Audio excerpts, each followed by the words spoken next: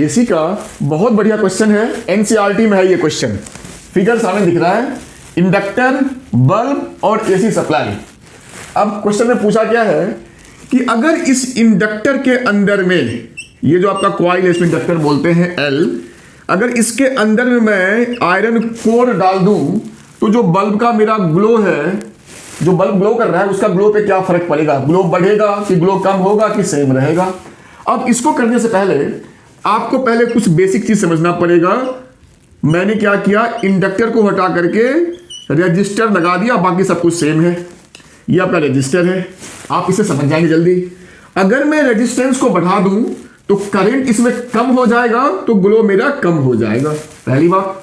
अगर मैं रेजिस्टेंस को मैं कम कर दूं, आर को मैं कम कर दूं तो करंट इसमें बढ़ जाएगा, तो ग्लो भी बढ़ जाएगा। ये बात समझ में आ गई।